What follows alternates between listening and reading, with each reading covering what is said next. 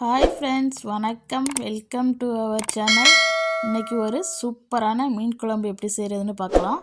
எந்த மீனாக இருந்தாலும் இந்த மாதிரி குழம்பு வச்சிங்கன்னா ரொம்ப ருசியாகவும் டேஸ்ட்டாகவும் இருக்கும். வாங்க வீடியோக்குள்ளே போகலாம். நான் இன்றைக்கி 3 டேபிள் ஸ்பூன் அளவு நல்லெண்ணெய் சேர்த்துருக்கேன். எண்ணெய் நல்லா காயட்டும்.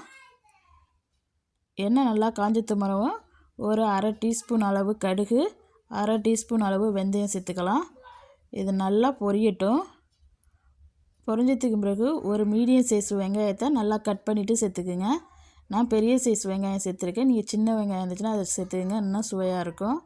அது கூட ஒரு 10 பல் பூண்டை நல்லா நச்சிட்டு சேர்த்துக்குங்க, அப்போ தான் வாசனையாக இருக்கும். இப்போ இது நல்லா வதங்கட்டும். இது கூட ஒரு கொத்து கருவேப்பிலை சேர்த்துக்கலாம். சேர்த்து நல்லா வதக்கிக்கங்க. இப்போ ஒரு பச்சை மிளகாய் 2 பச்சை மிளகாயை நல்லா கீறிட்டு சேர்த்துக்குங்க. இப்போ வெங்காயம் இந்த அளவு வதங்கிடுச்சு. இது கூட ஒரு மீடியம் சைஸ் தக்காளியை கட் பண்ணி வச்சு சேர்த்துக்கலாம். இந்த தக்காளி நல்லா வதங்கி வரட்டும். நல்லா இப்படி கிளறிக்கிடுங்க, நல்லா வதங்கி வரட்டும். இது வதங்குறதுக்குள்ளேயே நம்ம இன்னொரு பாத்திரத்தில் 2 டேபிள் ஸ்பூன் அளவு மல்லித்தூள் சேர்த்துருக்கேன், 1 டேபிள் ஸ்பூன் மிளகாய்த்தூள், இதுக்கு தேவையான அளவு உப்பு சேர்த்துக்குங்க. அது கூட ஒரு 1/4 டீஸ்பூன் மஞ்சத்தூள். இப்போ ஒரு பெரிய எலுமிச்சம்பழம் அளவு புளியை நல்லா கரைச்சி அந்த தண்ணியை ஊற்றிக்கிறேன் இது கூட. இப்போ இது கட்டி இல்லாமல் நல்லா கரைச்சி எடுத்துக்கலாம். இந்த மல்லித்தூளில் நான் சோம்பு, ஜீரகம் எல்லாம் சேர்த்து அடிச்சிருக்குது. நீங்கள் அப்படி தனி மல்லித்தூள் சேர்க்குறா இருந்தால் 1/4 டீஸ்பூன் ஜீரகத்தூள், 1/4 டீஸ்பூன் சோம்பு சேர்த்துக்குங்க, சோம்புத்தூள். இப்போ உங்களுக்கு தேவைக்கு தகுந்த தண்ணி ஊற்றி நல்லா இந்த குழம்ப தனியாக எடுத்து வச்சுருங்க. பாருங்கள், இந்த அளவுக்கு தக்காளி நல்லா வெந்துருச்சு. இப்போ நம்ம கரைச்சி வச்ச குழம்பை இதில் சேர்த்துக்கலாம்.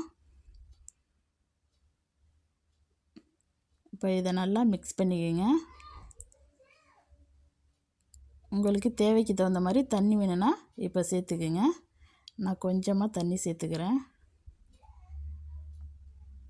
இப்போ குழம்புல உப்பெல்லாம் கரெக்டாக இருக்கான்னு செக் பண்ணிவிட்டு இதில் மூடி போட்டு நல்லா ஒரு 10 நிமிஷம் கொதிக்க வச்சு எடுத்துக்கலாம். இந்த எண்ணெயெல்லாம் நல்லா திரிஞ்சு வரணும், அவ்வளோ நேரம் கொதிக்கணும். இப்போ நல்லா கொதிச்சிருச்சு குழம்பு. இது கூட நான் ஒரு மாங்காவை கட் பண்ணி சேர்த்துக்கிறேன்.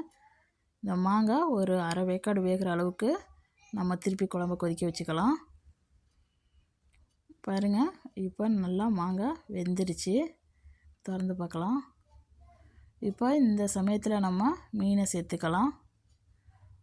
நான் இதில் தேங்காய் பால் ஊற்றலை. உங்களுக்கு தேங்காய் பால் ஊற்றணும்னா இந்த சமயத்தில் நீங்கள் தேங்காய் பால் ஊற்றிட்டு அதுக்கப்புறம் மீன் சேர்த்துக்குங்க. இப்போ எல்லா மீனையும் இதுக்குள்ளே சேர்த்துடலாம். சேர்த்துட்டு ஒரு 4 நிமிஷம் நல்லா இதை கொதிக்க வச்சு எடுத்துக்கலாம்.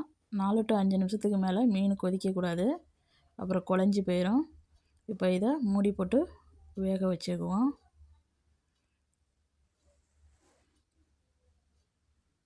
இப்போ நல்லா 4 நிமிஷம் ஆகிடுச்சு. பாருங்கள், மீன் சூப்பராக வந்துருச்சு. இப்போ அடுப்பை ஆஃப் பண்ணிவிடுங்க. அடுப்பை ஆஃப் பண்ணிவிட்டு கொஞ்சமாக கொத்தமல்லி தழை தூவி இறக்கிற வேண்டியதான். நம்ம சுவையான டேஸ்ட்டான மீன் குழம்பு சூப்பராக ரெடி ஆகிடுச்சு. நீங்களும் உங்கள் வீட்டில் செஞ்சு பார்த்துட்டு எப்படி இருந்துச்சுன்னா கமெண்டில் சொல்லுங்கள். இந்த வீடியோ பிடிச்சிருந்துச்சுன்னா இந்த வீடியோவுக்கு லைக் கொடுங்க. மறந்துடாமல் என் சேனலை சப்ஸ்கிரைப் பண்ணி வச்சுக்கோங்க. இந்த வீடியோ பார்த்த அனைவருக்கும் நன்றி.